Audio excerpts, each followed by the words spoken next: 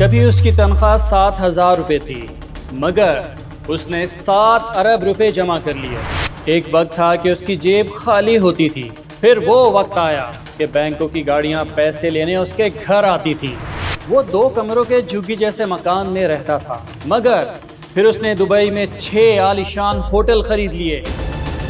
पहले कोई उसे उधार तक नहीं देता था, बाद में लोग बोरियों में नोट भर भर कर उसको देने आते थे।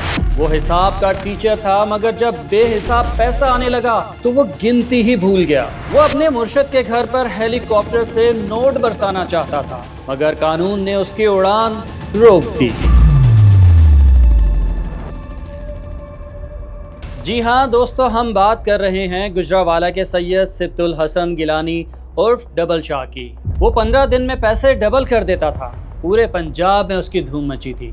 कई सियासतदान, ब्यूरोक्रेट्स, पुलिस ऑफिसर भी उसके पास पैसा डबल कराने आते थे। उसके खिलाफ कोई शिकायत नहीं थी, फिर भी उसे गिरफ्तार कर लिया गया। इसकी गिरफ्तारी पर एहतजाज भी वो लोग कर रहे थे जिनके साथ फ्रॉड का इल्ज़ाम इस पर लगाया जा रहा था। है ना हैरत की बात। खैर, एक मामूली सरकारी स्कूल टीचर अरबपति कैसे बना, उसे क्यों गिरफ्तार किया गया, उसका अंजाम क्या हुआ, ये सब हम आपको बताएंगे। लेकिन इससे पहले इनकलाब को सब्सक्राइब और वीडियो को लाइक ज़रूर कर लें। तो चलिए चलते हैं पाकिस्तान की तारीख के इंतहाई दिलचस्प किरदार डबल शाह के ज़िले गुजरावाला। अगर मुझे आज रिहा कर दिया जाए तो मैं अगले 4 महीनों में सारे लोगों के पैसे उनके घरों तक पहुंचा दूँ। जी हाँ, गिरफ्तारी के बाद डबल शाह सबको पैसे वापस देने को तैयार था। उसने नैब के साथ प्ली बार्गेन भी कर ली थी।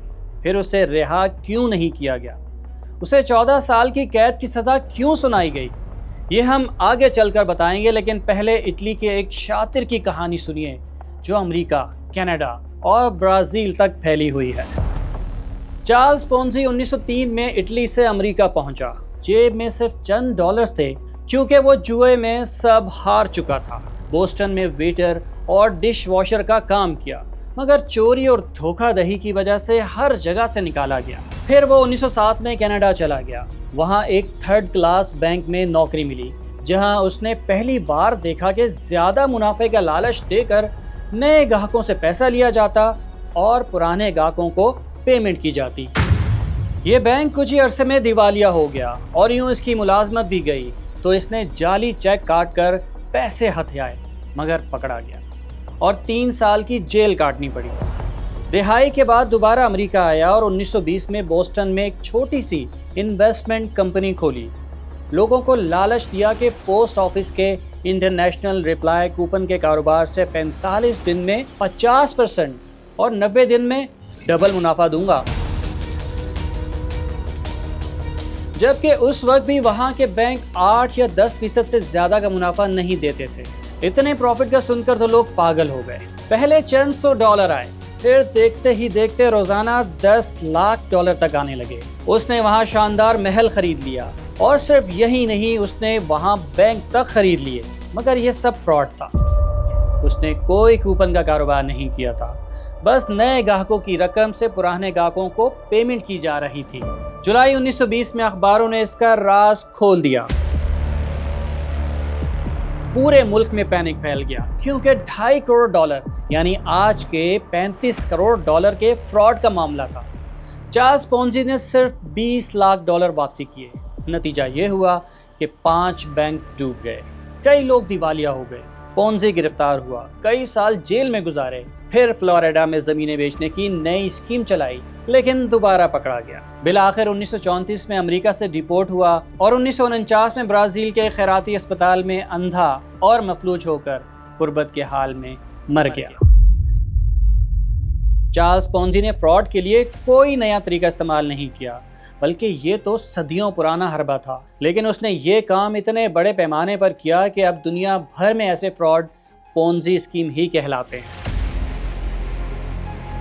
खैर, चार्ल्स पोंजी के अंजाम से किसी ने सबक नहीं सीखा, बस ऐसी धोखेबाजी बहुत से लोगों ने सीख ली। अब सवाल यह है कि अमेरिका में तहलका मचाने वाले इस फ्रॉड की स्कीम का डबल शाह को कैसे पता लगा। हालांकि उस वक्त तो इंटरनेट भी नहीं था।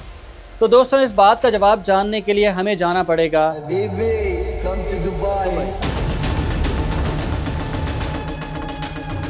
साल 2004 की एक शाम थी। 40 साला सैयद सिब्तुल हसन शाह दुबई के एक शानदार साहिल पर सोचों में गुम 2 + 2 4 में मगन था। वो सोच रहा था कि क्या वजीराबाद के सरकारी स्कूल की टीचरी बेहतर थी या दुबई के स्कूल की नौकरी, क्योंकि चंद सौ दरहम के लिए बीवी और बच्चों से दूर रहना उसे घाटे का सौदा लग रहा था। मगर वो कश्तियाँ जला कर आया था, एजेंट को लाखों रुपए देकर वीज़ा लिया था। उसकी देखा देखी उसके दूसरे टीचर दोस्त भी पाकिस्तान से दुबई आना चाहते थे और उसके लिए लाखों रुपए खर्च करने को भी तैयार थे। उसने दुबई में मौजूद अपने एक साथी टीचर से वीज़े के लिए बात की। बलूचिस्तान के इलाके जोब से ताल्लुक़ रखने वाले उस दोस्त का नाम हम काशिफ फ़र्ज़ कर लेते हैं। काशिफ ने कहा कि दोस्तों को दुबई ना बुलाओ, बल्कि उनसे पैसे मंगवाओ और यहाँ मेरे साथ मोबाइल फ़ोन कार्ड में इन्वेस्टमेंट करो। हम मोबाइल फ़ोन कार्ड कैश में ख़रीद कर क्रेडिट पर बेचते हैं, जिससे बहुत ज़्यादा प्रॉफिट होता है। तो इस तरह तुम्हारे दोस्तों को भी नौकरी से ज़्यादा नफ़ा मिल जाएगा। सिब्तुल हसन ने इसकी बात मानकर अपने दोस्त से कहा कि वो पैसे भेज दे, मगर उसके दोस्त ने पैसे नहीं भेजे। बहरहाल सिब्तुल हसन ने काशिफ के बिज़नेस में अपना पैसा लगाने का फ़ैसला किया।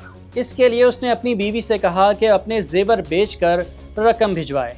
बीवी ने 2 लाख रुपए भेजे जो उसने काशिफ को दे दिए। उसने फिर अपनी बेटी से इस बात का जिक्र किया तो उसने भी 2 लाख रुपए भेजे। भाई को बताया तो 2 लाख रुपए उसने भी इन्वेस्ट कर दिए। इस दौरान सिब्तुल हसन दिसंबर की छुट्टियां गुजारने पाकिस्तान आया। यहाँ एक दिन दुबई में मौजूद उसके दोस्त काशिफ का फ़ोन आता है कि उसकी 2 लाख की इन्वेस्टमेंट डबल हो गई है। गुजरावाला के एक मनी चेंजर को 4 लाख भेज दिए हैं, वो जाकर ले ले। सिब्तुल हसन अपने दोस्तों के साथ गुजरावाला जाकर रकम ले आया। फिर 1 महीने बाद काशिफ ने दोबारा फ़ोन किया और यही कहा कि तुम्हारे 2 लाख फिर डबल हो गए हैं, मनी चेंजर से जाकर ले लो। सिब्तुल हसन ने फिर दोस्तों को साथ लिया और जाकर पैसे वसूल किए। चंद ही दिन गुजरे थे कि काशिफ का फिर फ़ोन आया, कहा कि तीसरे 2 लाख भी डबल हो गए हैं, मनी चेंजर को भेज दूं या वापस इन्वेस्ट कर दूं। अब तो सिब्तुल हसन का एतमाद बिल्कुल पक्का हो चुका था। उसने वही कहा जो हर कोई कहता कि हाँ, ये पैसे री इन्वेस्ट कर दो। छुट्टियां ख़त्म होने के बाद सिब्तुल हसन वापस दुबई जाने लगा तो उसके दोस्तों ने भी उसे पैसे दिए कि ये काशिफ के कारोबार में लगा दे, क्योंकि वो देख चुके थे कि उसमें बहुत अच्छा रिटर्न मिल रहा है। खैर, सिब्तुल हसन दोस्तों के 15-16 लाख और अपने घर के मज़ीद 8-10 लाख लेकर दुबई आया। दोस्तों, वो ये पैसे काशिफ को देना चाहता था, मगर इतनी बड़ी रकम देने से पहले काशिफ के बिज़नेस को मज़ीद जांचना बहुत ज़रूरी था। उसने तफ्तीश शुरू की तो पता चला कि काशिफ कोई कारोबार नहीं करता, बल्कि वो तो एक पोंजी स्कीम चलाता है। सिब्तुल हसन का माथा ठनका और उसने ये 20-25 लाख इन्वेस्ट करने के बजाय अपने पास रख लिए। इसी दौरान काशिफ ने उसका दिल जीतने के लिए मज़ीद 8 लाख रुपए डबल करने के नाम पर दिए। सिब्तुल हसन ने वो 8 लाख भी लिए और दुबई की नौकरी छोड़कर पाकिस्तान चला आया। उसने सब जमा तफरीक करके सोच लिया था कि अब नौकरी नहीं करेगा, बल्कि करेगा तो वही करेगा जो काशिफ कर रहा था, जो अमेरिका में चार्ल्स पोंजी ने किया था। यूँ साल 2005 के बीच में सैयद सिब्तुल हसन गिलानी डबल शाह बन गया। शुरू में लोगों को लालच देने के लिए उसने 15 दिन में पैसा डबल करके देना शुरू किया और जिन जिन दोस्तों ने सरमायाकारी की थी उनके पैसे डबल करके वापस किए। शुरू में उसका कारोबार सिर्फ निज़ामाबाद तक महदूद था, लेकिन लालच की आग ने उसे फैला दिया। गुजरावाला, सियालकोट, वजीराबाद और आसपास के इलाके सब इसकी जद में आ गए। 1 से 2, 2 से 3 और ये तादाद बढ़ती गई, सैकड़ों से हज़ारों तक पहुंच गई। यूँ निज़ामाबाद का ये आम टीचर डबल शाह के नाम से मशहूर हो गया। बहुत से लोग इसे आमिल या सूफ़ी समझते थे जो अपनी करामत से पैसे डबल कर रहा था। उसके मुरीदों और ग्राहकों में आम लोग ही नहीं, नामवर सियासतदान, ब्यूरोक्रेट्स और पुलिस अफसरान भी शामिल हो गए। लोग अपने जेवरात बेचते, गाड़ियाँ, मकान, हत्ता के पूरी जायदाद फरोख्त करके भी पैसे लाते और इसके हवाले कर देते। कोई स्टैम्प पेपर नहीं, कोई एग्रीमेंट नहीं बनता, बस एक सादा सी पर्ची दी जाती जिस पर रकम और वापसी की तारीख लिखी होती थी। रकम देने वालों का नाम डबल शाह अपनी एक डायरी में भी लिखा करता था। शुरू में 15 दिन में पैसे डबल किए जाते थे, फिर 30 दिन, फिर 2 महीने और फिर 70 दिन तक भी बात पहुंच गई। ताहम डबल शाह का कहना था कि उसने 15 दिन वाली स्कीम कभी नहीं चलाई थी। 15 दिन और या 20 दिन वाला मैंने 70, 80, 90 दिन में कई लोगों को 4 महीने के बाद भी पैसे दिए, बाद दफ़ा शुरू में 6 महीने बाद भी पैसे दिए। बहरहाल टाइम पीरियड मेरा फिक्स नहीं था। बहरहाल दुनिया भर में पोंजी स्कीम कामयाब ऐसे ही होती है कि जो एक बार मुनाफा हासिल करता है वो सारी रकम दोबारा इन्वेस्ट कर देता है ताकि मज़ीद प्रॉफिट हो। और डबल शाह भी यही गेम कर रहा था। मुकर्ररा तारीख पर रकम लेने के लिए आने वाले 99% लोग दोबारा इन्वेस्ट करके चले जाते कि इसे भी डबल कर दो। लेकिन दोस्तों, शुरू में एक दिन ऐसा भी आया जब डबल शाह को अपना बिजनेस डूबता हुआ लगा। वो डबल शाह के धंधे का शुरू का टाइम था। एक शाम एक बंदा 15 लाख की पर्ची लेकर आया। उसकी पेमेंट उस दिन वाजिबुल अदा हो गई थी, यानी उसे 30 लाख रुपए देने थे। मगर चूंकि नया नया बिजनेस था, इसलिए उस दिन की टोटल नई इन्वेस्टमेंट भी बस इतनी ही बनती थी, यानी 30 लाख रुपए। अब डबल शाह परेशान हो गया कि अगर सारी रकम इसको दे दी और कल परसों कोई और आ गया तो उसे क्या देगा। बहरहाल मजबूरी थी, पैसे देना भी ज़रूरी थे, वरना सारी साख राख में मिल जाती। डबल शाह ने इस उम्मीद के साथ इस बंदे को सारी रकम अदा कर दी कि वो इसे दोबारा इन्वेस्ट कर देगा, मगर वो थैला लेकर घर से बाहर निकल गया। डबल शाह की परेशानी डबल नहीं बल्कि ट्रिपल हो गई। वो इस शख्स को देखने घर की छत पर गया तो देखा कि वो शख्स बाइक स्टार्ट करता है और गली से चला जाता है।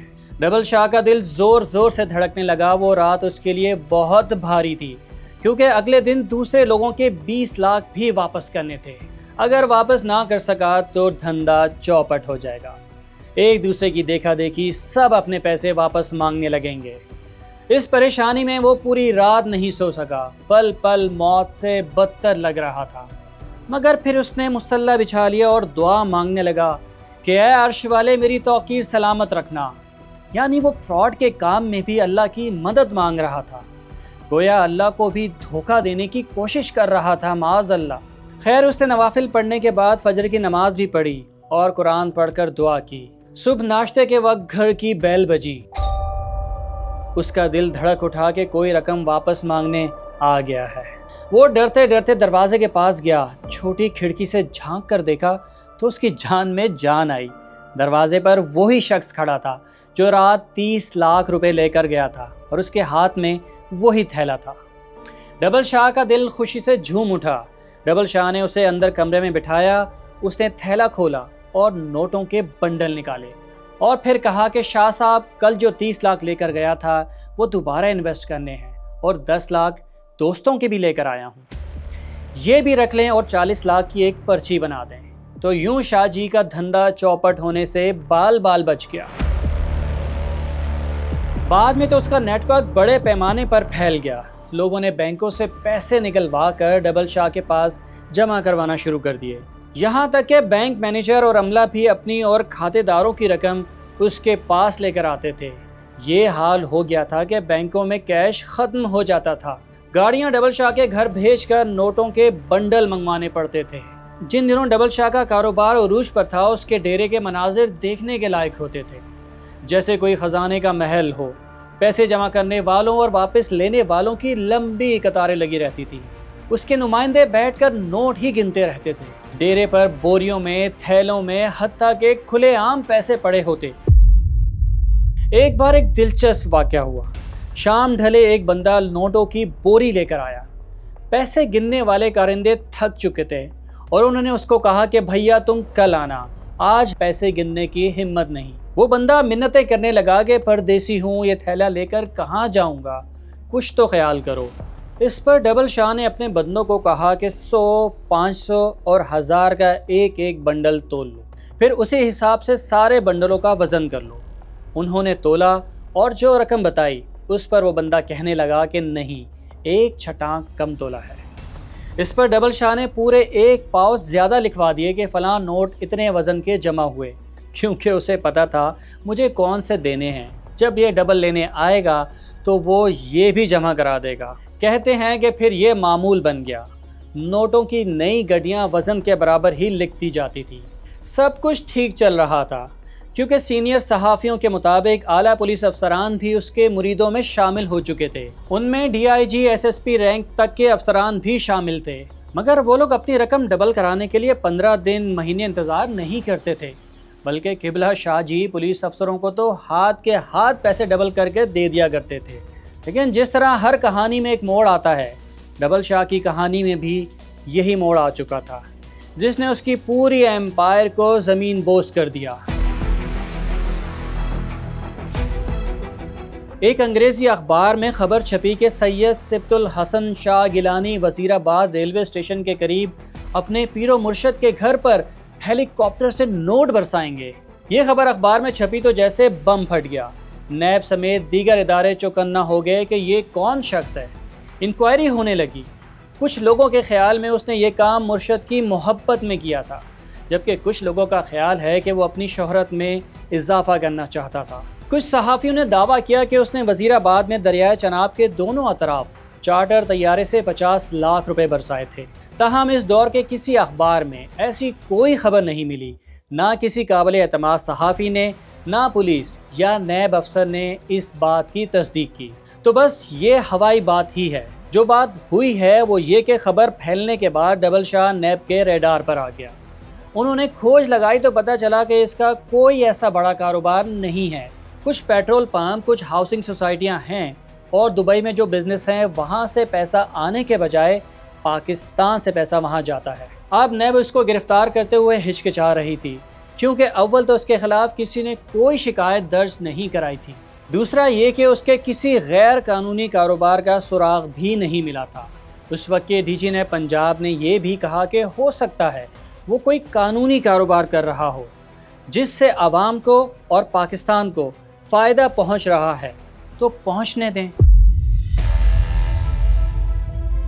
लेकिन ज्यों-ज्यों तहकीकात आगे बढ़ी, डबल शाह का पोल खुलने लगा और फिर चूहे बिल्ली का खेल शुरू हुआ। नैब और पुलिस ने उसकी गिरफ्तारी के लिए वज़ीराबाद में टीम भेजी तो पता चला वो लाहौर में है। लाहौर गए तो मालूम हुआ वो गुजरावाला पहुंच गया है। टीम गुजरावाला पहुंची तो खबर मिली कि वो तो इस्लामाबाद पहुंच गया है। बहरहाल मुख्तलिफ जगहों पर छापे के बाद 13 अप्रैल 2007 को डबल शाह को 3 साथियों समेत GT रोड से गिरफ्तार कर लिया गया। दिलचस्प बात यह है कि डबल शाह को पहली बार जो गिरफ्तार किया गया था वो फ्रॉड या धोखाधड़ी केस में नहीं, बल्कि डकैती की वारदात के लिए मुशावरत केस में अरेस्ट किया गया था। CPO गुजरावाला ने प्रेस कॉन्फ्रेंस में बताया कि डबल शाह के लाहौर हेडक्वार्टर से कंप्यूटर, लैपटॉप, काउंटिंग मशीन, दीगर रिकॉर्ड के अलावा 2.25 करोड़ रुपए की मुल्की और गैर मुल्की करेंसी बरामद हुई। पुलिस ने डबल शाह के मुख्तलिफ बैंकों में 30 से ज़ायद मुख्तलिफ नामों के अकाउंट का पता लगाया, जिनमें उस वक्त करोड़ों रुपए थे। उन अकाउंट्स को भी फ्रीज कर दिया गया। डबल शाह के उस वक्त के सामने आने वाले असासों में ज़िला गुजरावाला में 6 से ज़ायद पेट्रोल पंप और CNG स्टेशन, जबकि 15 से 20 करोड़ मालियत के कमर्शियल प्लॉट भी शामिल थे। इस तरह गैर मुल्की असासों में 6 होटल और कई अपार्टमेंट दुबई में भी सामने आए, जिनमें Gilani hotel, Chelsea hotel, Valencia hotel, Almaida और सफ़ायर होटल शामिल थे। इन आलीशान होटलों की तस्वीर उसने अपने घर के बाहर भी लगा रखी थी, ताकि सरमायाकारी के लिए आने वालों को ये धोखा दिया जा सके कि दुबई में उसके कई होटल चल रहे हैं। लेकिन दोस्तों, सबसे दिलचस्प बात यह है कि डबल शाह की गिरफ्तारी के बाद उसकी रिहाई के लिए एहतजाज भी शुरू हो गया। इसके पास सरमायाकारी करने वाले लोग सड़कों पर निकल आए। डबल शाह बेकसूर, डबल शाह बेकसूर के नारे गूंजने लगे, क्योंकि ये सब लोग ये बात मानने को तैयार ही नहीं थे कि इनके साथ फ्रॉड हुआ है। उन्हें अब तक यही उम्मीद थी कि डबल शाह रिहा होकर उनके पैसे डबल करके वापस कर देगा। नैब ने तफ्तीश की तो ये बात तय हो गई कि double Shah petrol pump, CNG station और दुबई के होटलों जैसे बिजनेस चला तो रहा था, लेकिन उनसे इतनी इनकम नहीं हो रही थी कि 2-3 महीनों में पैसा डबल हो जाए।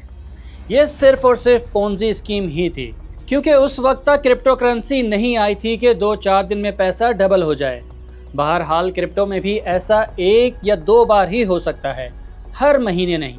उधर डबल शाह का दावा था कि वो अरबों का बिजनेस करके अरबों ही कमाता था। प्रॉफिट हमेशा कारोबार करने से आता है। आप 1000 के साथ 1000 नहीं कमा सकते, लाख के साथ लाख नहीं कमा सकते, करोड़ के साथ करोड़ भी नहीं आता। लेकिन अगर आपके पास 1 अरब रुपया है तो आप उसके लिए हाई लेवल की इन्वेस्टमेंट करते हैं तो वहाँ से आउटपुट भी इसी तरह ही होता है। नैब के मुताबिक तकरीबन 48,000 लोगों से 7 अरब रुपए बटोरे गए। नैब ने अखबार में इश्तिहार दिया कि जिन लोगों को डबल शाह से पैसे लेने हैं नैब से रुजू करें। जो अपने पैसों की मनी ट्रेल दे सकते थे वो लोग तो सामने आए, मगर जिनका धन ही काला था वो तो मुंह छुपा कर ही रह गए। अफसोसनाक बात यह हुई कि डबल शाह के फ्रॉड की वजह से कई जानें भी गईं। बहुत से ऐसे लोग भी थे जिन्होंने अपनी बेटी की शादी, अपने बुढ़ापे या इलाज के लिए पैसे इन्वेस्ट किए थे ताकि वो डबल होकर वापस मिल जाएं। मगर जब उन्हें खबर मिली कि उनकी जमा पूंजी डूब गई है तो बहुत सौ के हार्ट फेल हो गए। खैर, नैब ने बाद में सिब्तुल हसन पर बड़े पैमाने पर फ्रॉड का केस दर्ज किया। उसके बैंक अकाउंट और जायदादों की नीलामी से तकरीबन 3 अरब रुपए की रिकवरी हुई। डबल शाह ने उस वक्त प्ली बार्गेन के तहत बाकी रकम देने की हामी भरी थी, लेकिन बाद में अपना इरादा ही बदल दिया, जिस पर अदालत में केस चला और 1 जुलाई 2012 को उसे 14 साल की कैद और 5.25 अरब रुपए जुर्माने की सज़ा सुनाई गई। दोस्तों, जेल में एक दिन 12 घंटे का माना जाता है, यानी 14 साल की सज़ा असल में 7 साल की कैद होती है। डबल शाह अप्रैल 2007 में गिरफ्तार हुआ था और अदालत के फैसले तक 5 साल कैद काट चुका था। ये 5 साल उसकी मजमूई सज़ा से ख़त्म हो गए, पीछे रह गए थे सिर्फ 2 साल। डबल शाह ने सोचा कि 4 अरब रुपए के बदले 2 साल की कैद महंगा सौदा नहीं, चुनाचे उसने प्ली बार्गेन के बजाय सज़ा कबूल कर ली। 15 मई 2014 को जब वो कोट लखपत जेल से रिहा हुआ तब भी फिल्मी मंजर देखने को मिला। उसका जेल के गेट पर शानदार इस्तकबाल हुआ, जैसे वो जेल से नहीं हज कर रेल से आया हो। उसे काफले की सूरत में वापस वजीराबाद लाया गया। वहाँ भी लोगों ने अजब नज़ारा देखा कि पाकिस्तान की तारीख के सबसे बड़े फ्रॉड करने वाले मुजरिम के गले में हार डाले गए, पटाखे चलाए गए और मसाजिद से ऐलान करवा कर रिहाई की मुबारकबाद भी दी गई। सिब्तुल हसन शाह को लगा कि अब उसकी ज़िंदगी संवर गई। 4 अरब रुपए से वो अपने सब ख्वाब, सब हसरतें पूरी कर लेगा। वो कहते हैं ना कि एक अदालत ऊपर भी होती है। सिब्तुल हसन को ज़मीनी अदालत से तो ऐसी सज़ा ना मिली कि वो इबरत की मिसाल बनता, लेकिन अभी आसमानी अदालत का फ़ैसला बाकी था।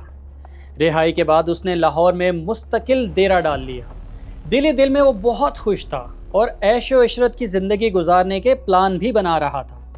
मगर जिन लोगों का चैन और सुकून उसने छीना था, उनकी आहें अर्श को हिला रही थीं। हज़ारों दुखी दिलों से निकली इल्तिजाएं मकबूल हो चुकी थी। शायद इन बदुआओं का ही नतीजा था कि 16 अक्टूबर 2015 को डबल शाह को दिल का दौरा पड़ा।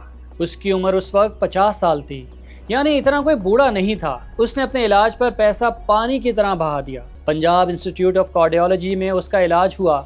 तबीयत बेहतर होने पर उसे डिस्चार्ज कर दिया गया। मगर कुछ ही दिन बाद 30 अक्टूबर 2015 को एक बार फिर हार्ट अटैक हुआ, जो जानलेवा साबित हुआ और यूं उम्र भर की नकदी ख़त्म हुई। खैर, ये कहानी यहाँ ख़त्म नहीं होती। सैयद सिब्तुल हसन शाह के अंजाम से ना धोखेबाजों और फ्रॉडियों ने कोई सबक हासिल किया, ना लुटने वालों के हाल से लालच के जाल में फंसने वालों ने। सैयद सिब्तुल हसन के बाद भी कई डबल शाह पाकिस्तान में नमूदार हुए, कई अंजाम को पहुंच गए।